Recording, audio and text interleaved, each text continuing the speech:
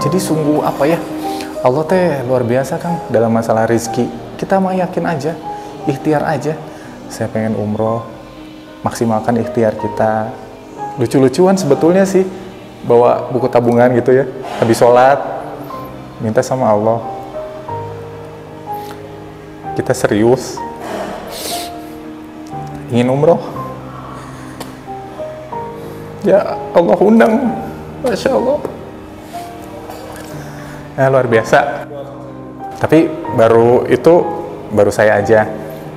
Nah, saya di Multazam minta sama Allah biar bisa umroh sama istri.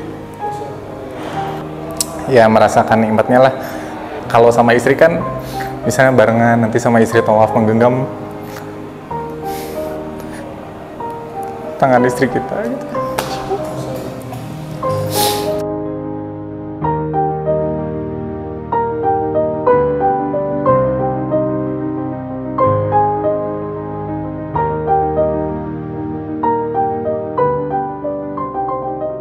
Berarti kamu hanya bilang face. Oke, coba ikuti.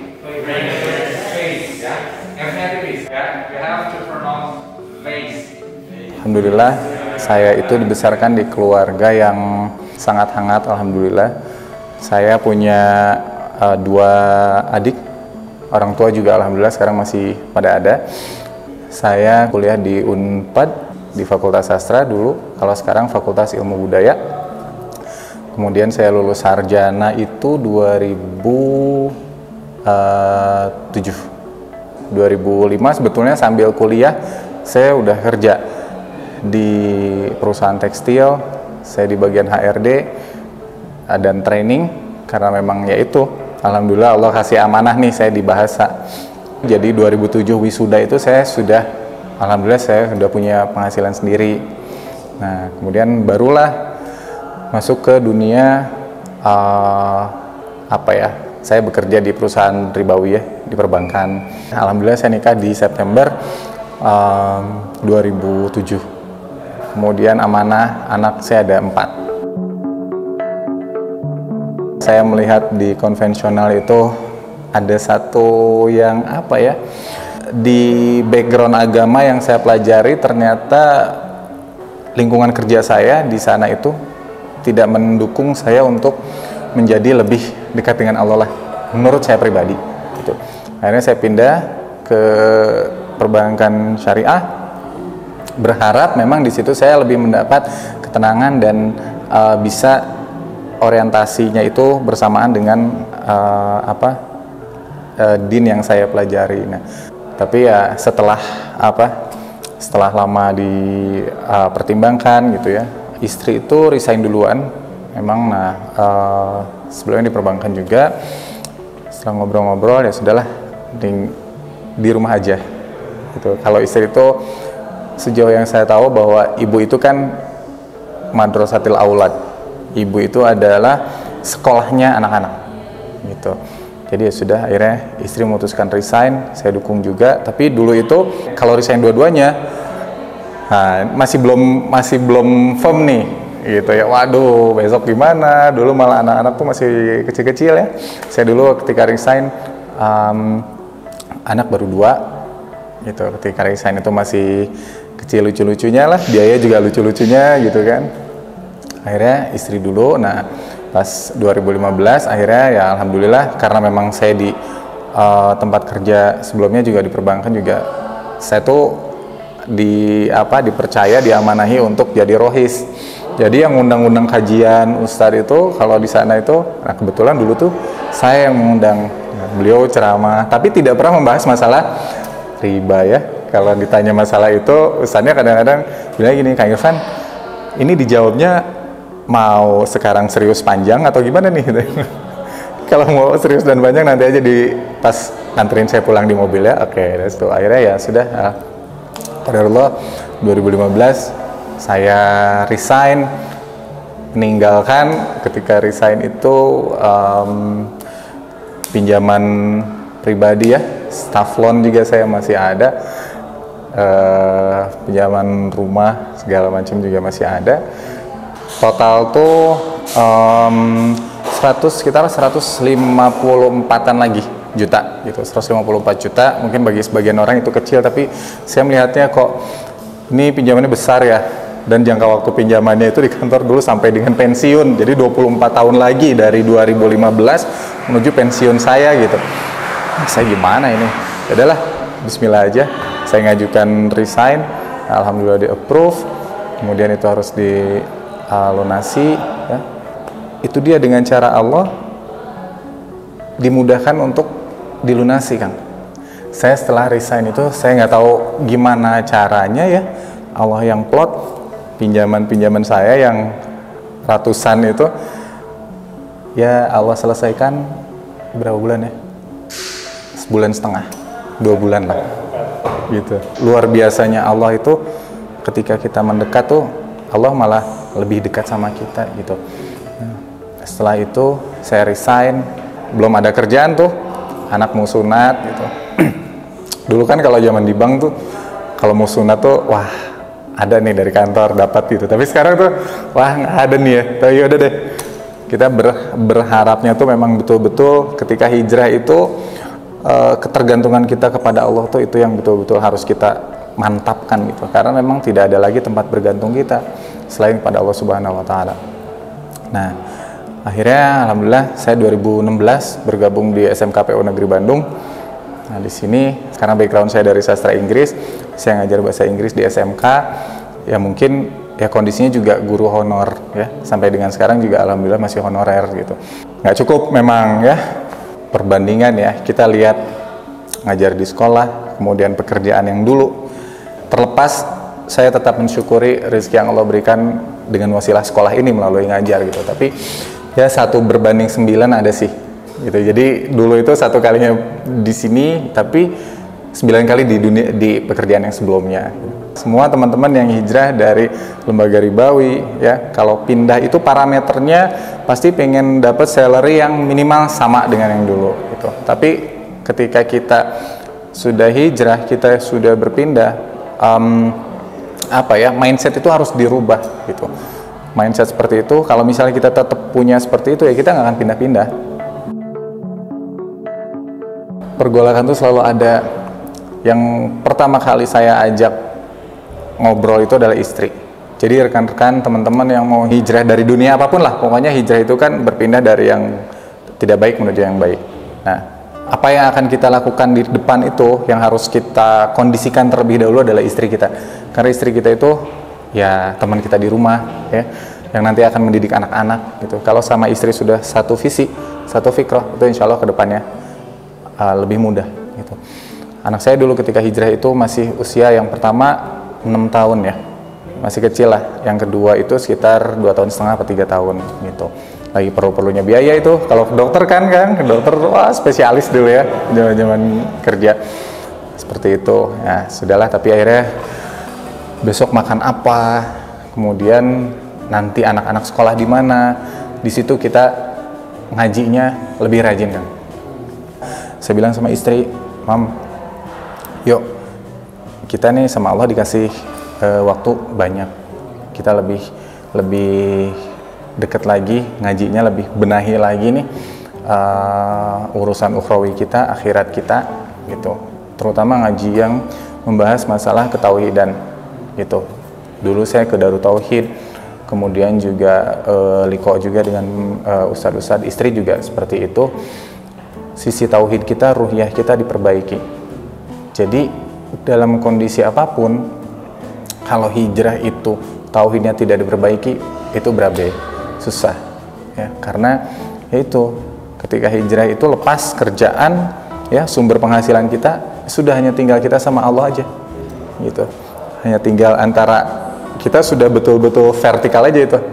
Ya Allah, kita ngajinya perbaiki ya. Kalau misalnya jangankan kita lah, manusia yang Allah ciptakan sempurna, tidak ada makhluk di dunia ini yang tidak Allah cukupkan rezekinya gitu. Lalat saja Allah cukupkan rezekinya. Ma min dabatin fil ard illa huwa 'alallahi rizquha. Ya sudah, akhirnya sama istri bertekad, kita berazam seperti itu. Jalan ya.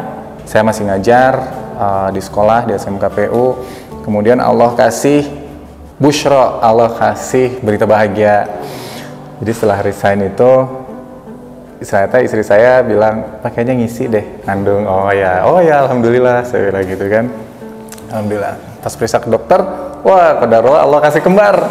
Nah, coba bingung tuh saya kan, waduh, kerjaan belum ada yang bisa diandalkan sepenuhnya lah ya. Walaupun alhamdulillah saya syukuri mengajar juga salah satu jalan dari Allah untuk rezeki. Dulu itu Allah cabut sifat qanaah kita. Rasa cukup kita tuh dicabut. Penghasilan berapapun, 2 digit berapapun, sekali dapat bonus atau kayak gimana, jalan-jalan ke luar negeri gitu. Saya achievement, ya kalau teman-teman yang di lembaga ribawi sama lah, pasti pernah ke luar negeri ya, achievementnya bagus kayak gitu. Tapi kok rasa cukupnya itu nggak ada.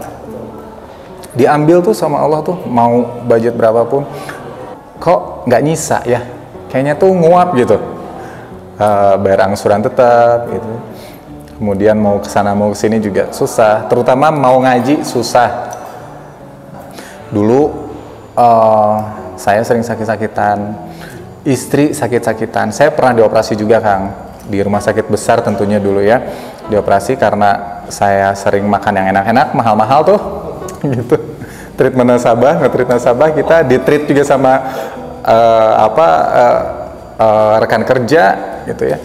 Ternyata usus saya kena, jadi saya infeksi di pencernaan. Akhirnya saya sempat dioperasi ya, masuk kamera ke dalam karena dilihat di dalam banyak yang luka dari makanan yang mahal-mahal tuh dulu tuh gitu. Jadi makanan yang mahal-mahal saya nggak cocok, malah sakit tuh, sering-seringan saya sakit tipes. Istri saya pernah DB, anak saya yang pertama baru lahir usia 7 bulan kena hernia, langsung operasi gitu. Anak saya yang kedua juga, pokoknya sakit Kang. Kita tuh sakit itu hal yang biasa gitu. Tapi setelah resign mah alhamdulillah, qadarullah, Allah takdirkan kami sehat. Malah kalau sakit itu, yang kembar nih sakit, itu cukup ke bidan Kang. Bidan itu 35.000 sudah sama obat. Nah, Masya Allahnya lagi, bukan hanya 35.000, tapi kalau yang kembar itu kan suka sakit satu, sakit dua-duanya. Jadi kata bidannya, udahlah ini mah karena sama, obatnya sama, dosisnya sama, ini bisa buat berdua. Jadi 35.000 itu ekuivalennya per orang mungkin menghabiskan 17.500 untuk berobat gitu ya. Alhamdulillah, Allah kasih kemudahan lah, seperti itulah. Banyak kemudahan-kemudahan yang sudah saya rasakan sama keluarga. Hadirnya Allah itu luar biasa. Jadi dengan rezeki yang ada dari sekolah itu, kok kayaknya cukup ya, padahal 1:9 loh. Saya tiba-tiba anak mau sekolah tuh ada aja rezekinya. Sampai pernah saya di 2018 kalau nggak salah ya, saya bilang nih ke anak-anak, itu belum mau masuk bulan Ramadan, anak saya sudah 4 itu kan, Kak, ke yang paling besar sama yang kedua, ini mau Ramadan nih gitu. Mungkin Ramadan tahun ini kita banyak buka puasanya di masjid aja, karena memang kondisi saat itu di rumah sedang mengencangkan ikat pinggang Kang. Mengencangkan ikat pinggang sangat kencang gitu ya, mengencangkannya gitu sangat kencang. Kembar tuh lagi bayi-bayinya, lagi butuh susu dan segala macem gitu. Ya kita banyak kita buka puasa di masjid lah ya. Ya udah. Beberapa hari menuju bulan Ramadan. Nah, tapi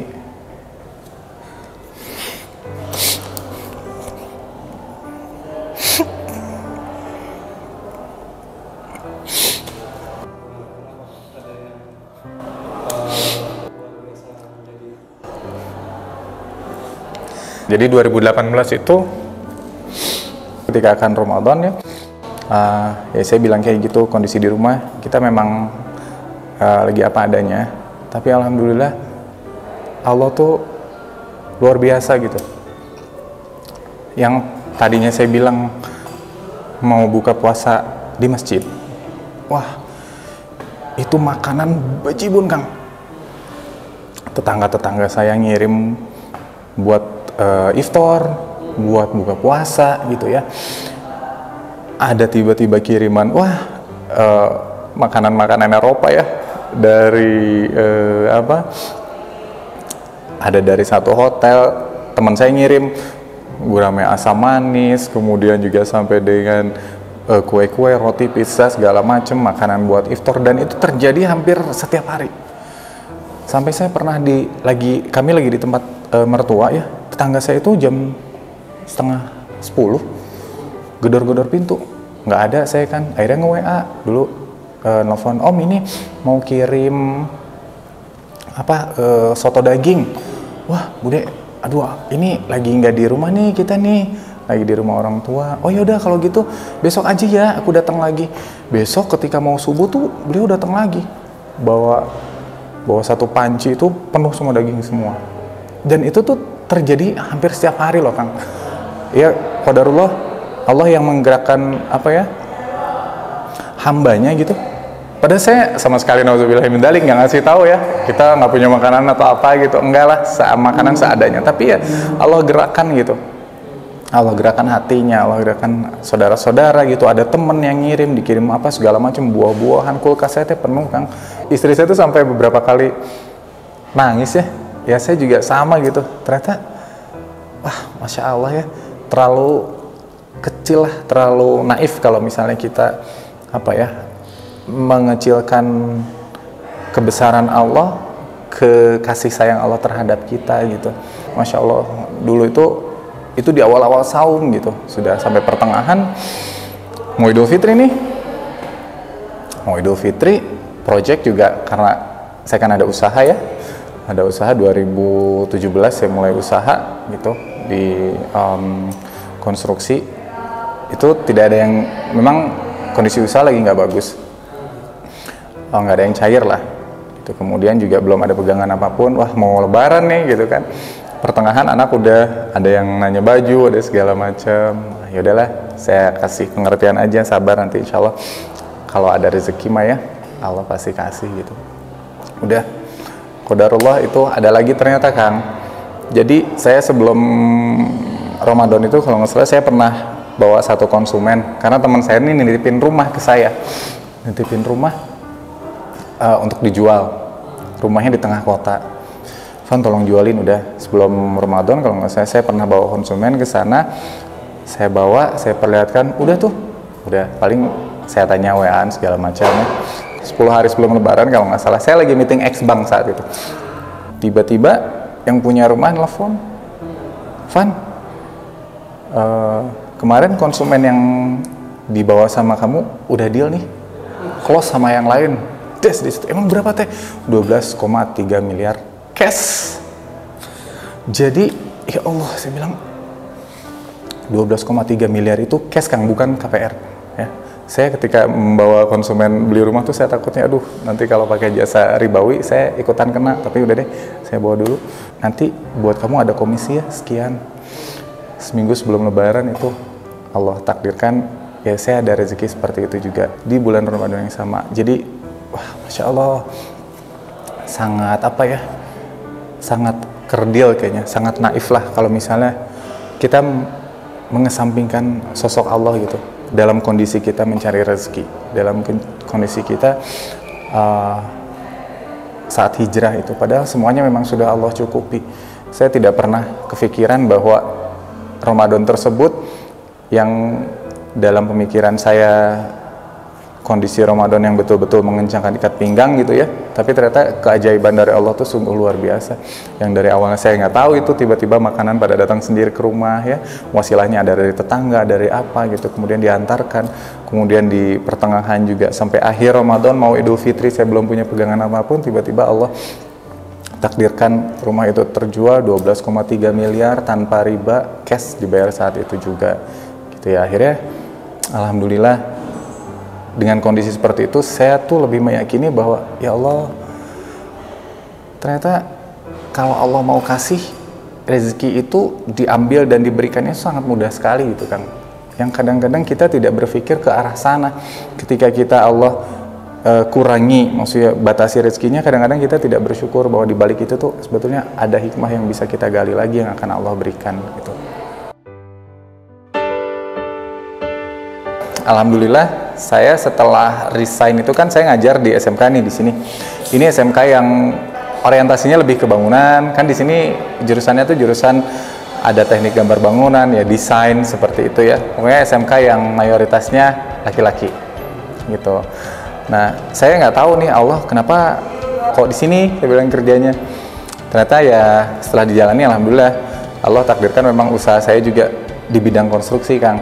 Gitu. Saya ketemu dengan Pak Bambang Dananjaya. Beliau usianya sudah sepuh ya, tapi masih muda gitu, 70 tahun lebih. Beliau punya pabrik bata ringan, pabrik genteng segala macem gitu ya di Purwakarta, tapi showroomnya di sini di Bandung. Jadi saya belajar sama beliau, akhirnya saya dilepas usaha sendiri gitu ya. Saya mulai di 2017 bisa mandiri usaha tuh di bidang konstruksi. Kalau misalnya ada yang tidak saya ngerti, saya bisa tanyakan ke guru-guru konstruksi yang ada di sekolah gitu. Kalau ada order ngebangun di luar yang saya kurang paham tentang desain, saya bisa tanyakan di guru desain ada di sekolah di sini gitu. Oh ternyata saya bilang, ini Allah nih luar biasa lagi nih gitu ya. Antara saya ngajar setiap hari dan usaha saya tuh inline gitu, Kang. Saya nggak usah bingung-bingung nih nyari expert di bidang konstruksi gitu. Saya nggak usah bingung-bingung nyari expert di masalah desain karena di sekolah juga ada gitu.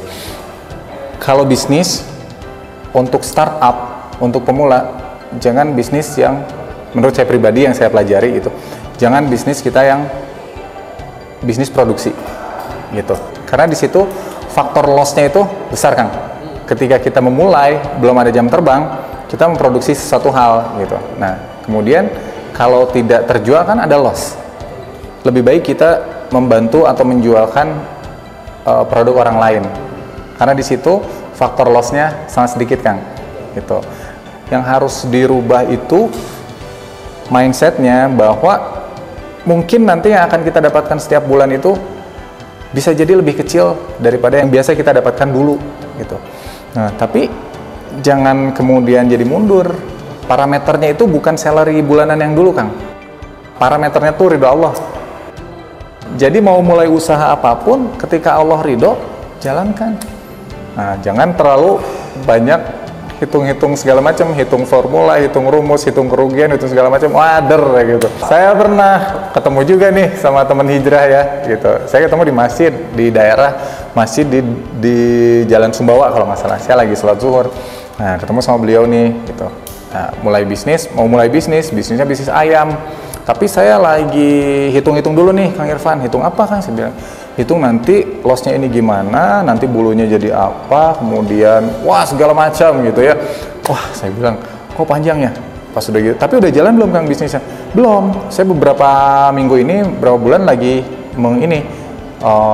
mitigasi resiko dulu. Waduh, saya bilang, Kang, kayaknya dulu di bagian, saya coba tebak nih, manajemen resiko, saya bilang, di compliance ya Pak, iya benar, saya di manajemen resiko. Oh ya benar, berarti ngitungnya lama saya.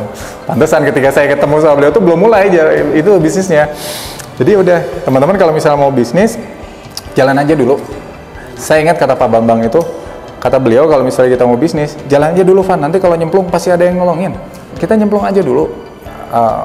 Allah dulu ya, maksudnya berdoa dulu, baru kita ikhtiar dunia gitu. Ketika awal-awal COVID juga, Kang, sekitar berarti 2 tahun 3 tahun ke belakang lah gitu.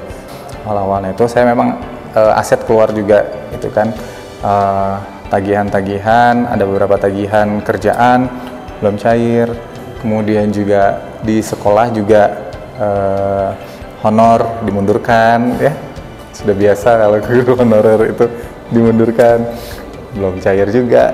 Ternyata anak juga pas waktu itu qadarullah, anak yang pertama itu diterima di Gontor, di pesantren. Ya, ada biaya yang harus saya penuhi. Anak yang kedua ada uang pangkal sekolah juga. Karena saya tuh paling menghindari yang namanya hutang, Kang. Walaupun sudah pasti hutangnya non ribawi ya, tapi saya teh asa berat gitu kalau berhutang tuh. Sudah kita usahakan sedemikian rupa gitu, biar tidak mengutang lah pokoknya dan tidak melepas aset, tapi memang Allah inginkan asetnya lepas. Sudah ada karena itu kan memang amanah dari Allah ya, bukan punya kita sebetulnya, mobil, rumah dan segala macam juga. Saya lepas aset juga Kang, mobil juga saya lepas gitu. Ya sudah, ini asal kita ridho, kita ikhlas aja. Jadi saya dulu sempat beberapa bulan juga memang tidak ada kendaraan gitu. Kan seru, anak 4 nggak ada kendaraan kemana-mana gitu ya, pakai motor, masya Allah, sempat gantian gitu ya. Ya pakai online ya, gitu, di online banyak tuh. Saya kalau ngetek online itu di cancel terus karena kebanyakan yang naiknya. Kebanyakan, jadi agak susah. Tapi ya di situ alhamdulillah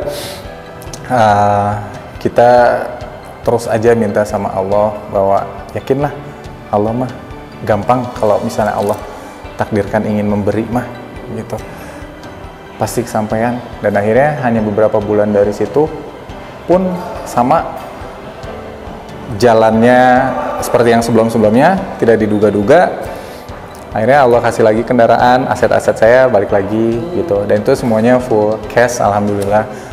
Minta doain sama orang tua, sama mertua ya, mudah-mudahan. Orang tua tuh kasihan ngelihat kita hujan-hujanan gitu ya, tapi didoakan. Mungkin kalau doa saya sendiri terlalu banyak dosa ya, kita tuh nggak nyampe gitu, ke arsy Allah.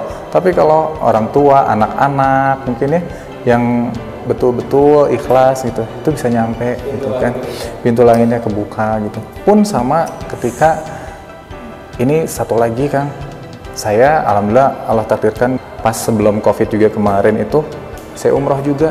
Saya tuh sebelumnya nggak tahu gimana mau cara bayar umroh ya, tapi kata teman, karena kami di Kutab Al-Fatih, kata teman itu, Kang pokoknya kita ikhtiar maksimal aja dulu. Kalau belum punya uang, bikin aja dulu rekening khusus yang syariah itu buat khusus umroh.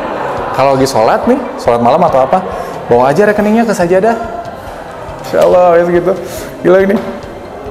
Ya Allah, ini ikhtiar kami ingin umroh gitu, tapi saldonya sekarang masih minim. Itu saya bulan apa ya kalau nggak salah, Agustus nggak salah. Saya pergi Desember, kondisi harus uang terkumpul dulu berpuluh-puluh juta untuk umroh, tapi memang di posisi Agustus masih belum ada gitu. Nah, saya diajarkan seperti itu, paspor perpanjang dulu paspor, ayo bikin rekening dulu, syariah khusus buat umroh ada, oke. Udah minta sama Allah, salah segala macam. Bawa-bawa aja itu buku rekeningnya, nggak apa-apa. Nanti sambil berdoa, keluarin aja, simpen di sajadah. Itu kan maksudnya gambarannya lah ya. Intinya kita bersungguh-sungguh pada Allahnya seperti itu. Ya Allah, aduh asikeun lah ya teh, gitu ya. Buat pergi sampai kayak gitu Kang. Ya tiba-tiba, ya itu lagi Kang. Saya ngejualin rumah lagi. Gitu, ada di daerah Ujung Berung. Saya ngejualin rumah. Saya cuman bawa konsumen satu kali, only one visit ke sana, hanya satu kali datang. Ya nanti ngobrol dulu sama suami, kata dia, karena waktu dulu ke sana suaminya nggak ada. Akhirnya bawa suaminya, Van di DP, deal.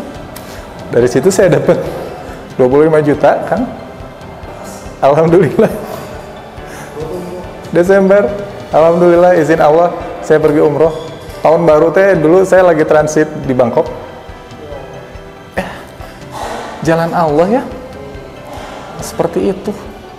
Jadi dengan teman-teman di Kutab Al-Fatih, ternyata rekan-rekan yang lain, ayah harus yang lain juga ada yang sama kondisinya.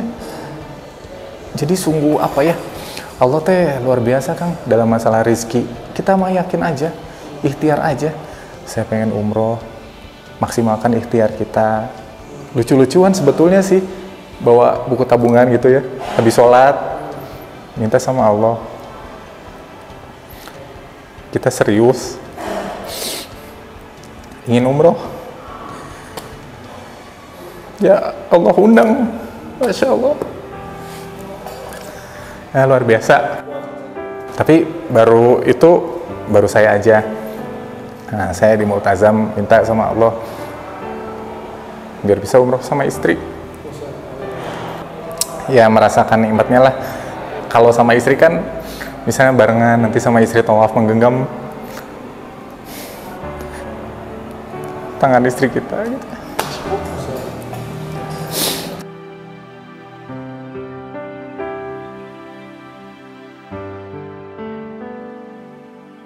Teman-teman yang mau hijrah, yang sudah hijrah, meninggalkan sesuatu yang buruk, sesuatu yang tidak Allah sukai, tetap konsisten, tetap istiqomah, karena teman-teman melakukan hal yang sudah sangat benar gitu. Saya merasakan sendiri setelah hijrah itu luar biasa, merasakan bahwa betul-betul Allah itu memang dekat dengan kita. Ketika kita mengharapkan suatu hal, memintanya hanya kepada Allah, bergantung sama Allah Subhanahu wa Ta'ala, dan itu insya Allah bisa terwujud. Caranya seperti apa? Nggak usah dipikirin, nggak akan cukup otak kita mikir itu hanya wilayah Allah Subhanahu wa Ta'ala. Secara duniawi saya lebih tenang, alhamdulillah. Habis subuhan gitu ke masjid masih bisa mandiin anak-anak ya, membimbing anak-anak, membimbing istri, itu tugas utama kita sebagai seorang ayah. Jangan diserahkan kepada orang lain, terutama mengajarkan Al-Quran. Jangan diserahkan kepada guru ngaji sekalipun untuk dasar ya, karena dari situlah kita akan mendapatkan amal jariah kita ketika nanti anak-anak bisa membaca Al-Quran. Dan itu alhamdulillah saya rasakan waktu lebih luang, saya bisa murojaah anak saya gitu. Pagi-pagi saya bisa ngajak anak jalan-jalan. Hari Senin seperti ini, nggak usah bingung-bingung mau kerja, tapi memang kita alhamdulillah ada usaha, Allah sudah cukupkan semuanya. Dan untuk kedepannya nih teman-teman yang kembali lagi para hijrahers yang mau hijrah, jangan jangan lepas dari ngaji, karena tetap ketika kita hijrah itu malah sebetulnya belajarnya kita itu startnya dari ketika kita pertama hijrah. Di situ kita mulai harus lebih dekat mengenal Allah, kita yakin lagi bahwa masalah rezeki dan segala macamnya itu sudah Allah jamin ya, tinggal drawdownnya saja mungkin yang diatur sama Allah. Rezeki kita misalnya 5 miliar sudah Allah cukupkan nih sampai dengan kita nanti wafat, hanya tinggal drawdownnya aja yang nanti sama Allah diatur. Kita tidak usah ragu-ragu tentang rezeki karena memang sudah Allah cukupkan di dunia ini, tapi kita harus betul-betul concern itu terhadap akhirat. Akhirat itu tidak ada jaminan dari Allah bahwa kita akan lulus nanti di akhirat. Apa yang Allah sudah katakan dalam Al-Quran, ana inda dzanni abdi bi, kata Allah, aku itu sesuai dengan prasangka hambaku. Jadi kalau kita berprasangka baik, husnuzon kepada Allah, maka memang akan seperti itu. Tapi kalau kita berburuk sangka kepada Allah, negative thinking, suuzon, ya akan seperti itulah yang akan terjadinya. Lawang itu udah jelas-jelas di Al-Quran ditulis seperti itu kok. Kalau kita baca dan kita tafakuri, kita jalankan di kehidupan sehari-hari di keluarga kita ya memang itu betul gitu. Kalau Allah berikan buat kita iktibar penyakit itu, mungkin itu kita lagi di laundry ini kan, teman-teman yang resign, yang hijrah tuh saya yakin banyak yang di laundry gitu. Banyak banget yang di laundry dari kesehatan, kondisi keluarga, ekonomi, apalagi ya. Tapi disitulah ketika disikapi dengan keimanan dan keikhlasan, dosa-dosa kita tuh mudah-mudahan nggak sampai ke akhirat deh. Allah ampuni deh dosa-dosa kita dulu ngajakin nauzubillah min dzalik orang-orang riba tuh. Portofolionya udah berapa ratus miliar itu kalau misalnya kayak gituin gitu ya. Cuman ya disinilah, di dunia lah mudah-mudahan sama Allah. Kalau kita di laundry itu jangan sampai di akhirat, nauzubillah min dzalik. Makanya kuncinya apa biar bisa kita bisa memiliki prasangka seperti itu? Yang ngaji kan. Ngaji, intinya mah harus ngaji. Gampang sekarang mau ngaji mah. Mau di YouTube, mau di majelis ya, mau di kanal-kanal di YouTube juga banyak. Tapi ingat, ketika kita mengajinya di internet, maka keberkahan dan doa-doa para malaikat di situ tidak didapatkan.